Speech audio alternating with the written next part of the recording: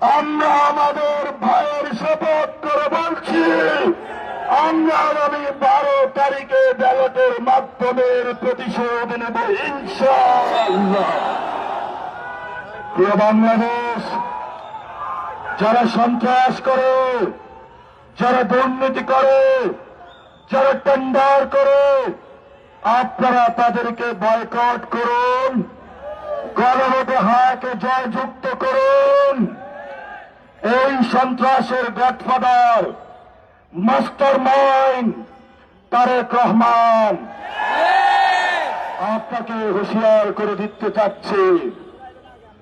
জিয়াউর রহমান গণতন্ত্রের পক্ষে ছিলেন, খালেদা জিয়া বাসার সামনে বালুর ট্রাক ছিল, 1 সেকেন্ডের জন্য নাড়াইতে পারেন নাই।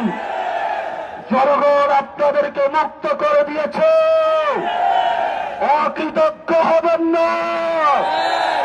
যেই মানুষ মুক্ত করে দিয়েছে সেই মানুষের উপরে আপনি বুকে গুলি চালাচ্ছেন। আমরা দেখে ছাড়বো আপনাদেরকে।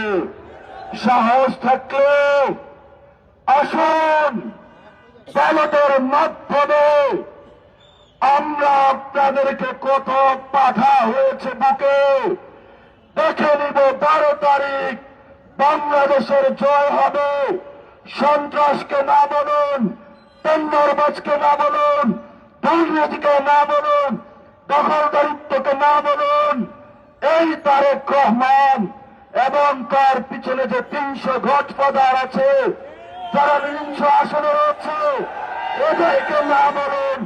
তবেই আমাদের বাংলাদেশ মুক্তি পাবে, তবেই আজাদের বাংলাদেশ। বাংলাদেশের লড়াই জারি রাখুন, ঐক্যবদ্ধ থাকুন, আজাদের মিছিল চালু করুন, পলাশির প্রান্তরে চলুন।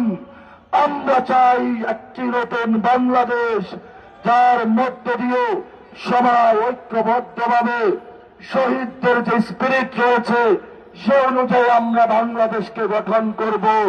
সেই প্রত্যাশা রেখে আমি আমার বক্তব্য শেষ করছি। আসসালামু আলাইকুম ওয়া রাহমাতুল্লাহি ওয়া বারাকাতুহু।